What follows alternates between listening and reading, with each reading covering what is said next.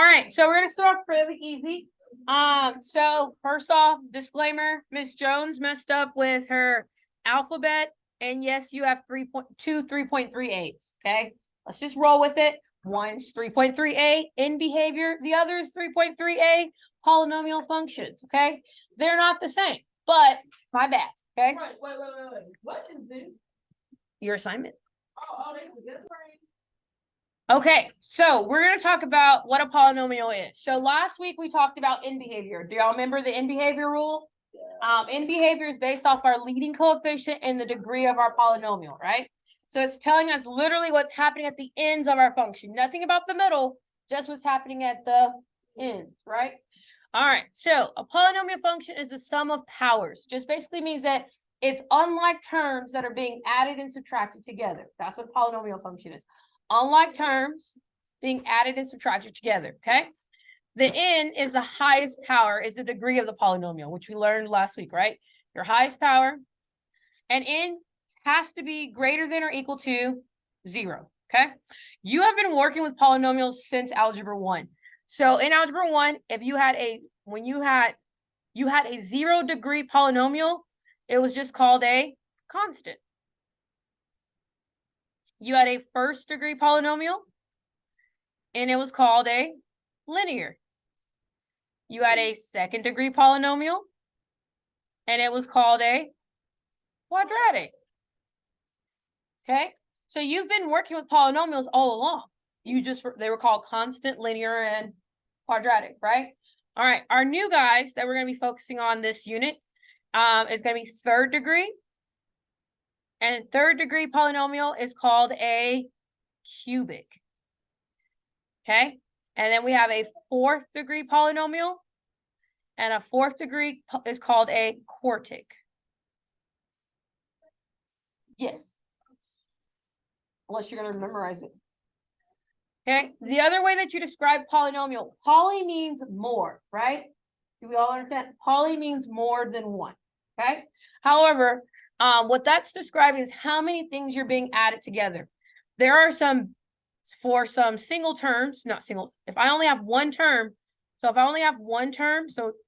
something plus 0, that's called a monomial.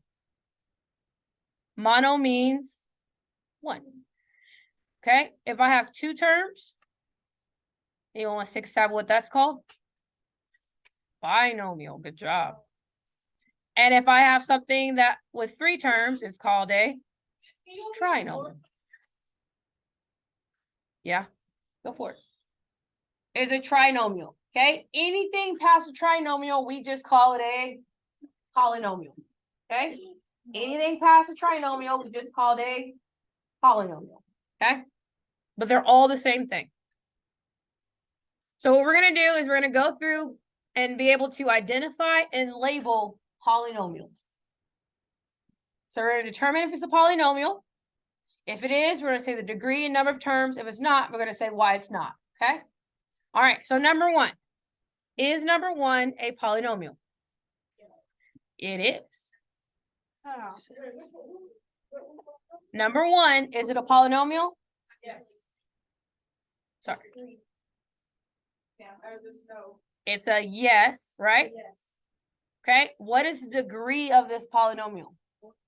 4. It is a 4th degree polynomial. Because our highest power is 4, right? Okay, and then how many terms do I have? 3. So we would call this a 4th degree trinomial. You did. You should have touched on it. What 3? It's 3 terms because there's 3 things being added or subtracted together. How many things are being added or subtracted determines your terms. All right, number 2. Is number 2 a polynomial? No, it is not. This is a square root, isn't it? So it's not a polynomial, it is a square root. It's just a square root. It's just a square root. Let's not make it more Okay. All right, what about 3? Yes. It's a no, Because it's negative. because it's a negative power. Okay, when you have a negative power, that is actually what we call a rational. So this is actually a rational function. That's what any. With any negative power. Okay, what about 4? Yes. It's a no. Why? Yeah. It's a fraction. Your variable's in the denominator, which again is called a rational. Your variable's in the denominator. Yes. 3x to the negative 1. So this is the same thing as saying 3x to the negative 1 minus 5. All right, what about 5? Yes. Oh, this is confusing. Because the variable's in the numerator, right? So yes, this is, what is my degree? 1. Casper the Friendly 1 is there. If there's no power on the variable, the power is a 1. Yes. So it's a first degree. And how many terms are being added or subtracted? 2. So it's a first degree binomial. Binomial. How do you know it's 2? Because I have 2 things being subtracted. I know. X minus 3 minus 5. I have 2 unlike things being subtracted. Like there's this. Oh, this is one and then this. Yes. All right, what about 6? Oh. Yes. No, because the X is. There we go. We have an X in the denominator. When that happens, it's called a rational. Okay, what about 7? Yes. Yes. Okay, so 7 is going to force us to do a little bit of the math to find its actual form, its expanded form. So this becomes 5x times x minus 3 times x minus 3. Okay, I know a lot of times you like to multiply the binomials together. I'm a big believer of just multiplying from left to right. Okay, so I'm going to model how I multiply from left to right, and it still works. So from left to right, I'm going to do 5x times x, which is 5x squared. then 5x times negative 3, which is okay. So this is now that one. I've already dealt with it. And now I'm going to keep multiplying from left to right. 5x squared times x is 5x cubed. 5x squared times negative 3, negative 15x squared. Here, I can zoom in.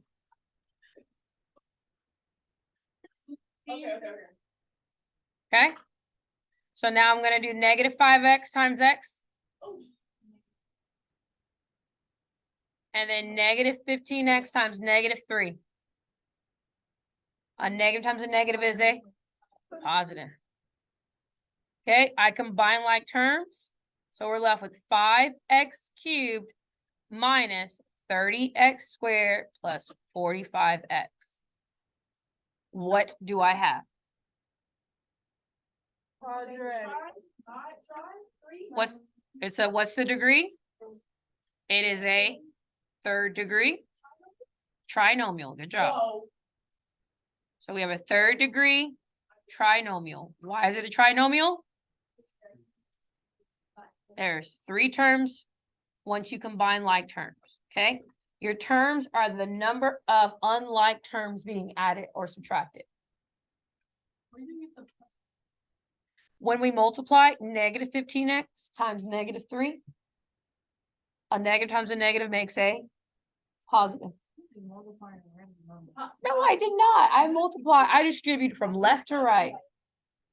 It was not random. All right, last one, 8. Is it a polynomial? Thank you, Nate. It is a no, because x is your power. Okay, this is an exponential. Remember, when x is the power, it is a exponential. All right. So the 8 problems that we just did correspond with the first 9 problems of your assignment this week. Okay, so these 8 problems correspond with your first 9 problems. Do we see that? So what we did there is what you're doing on 1 through 9. Got it? All right. No, we're gonna keep going. All right.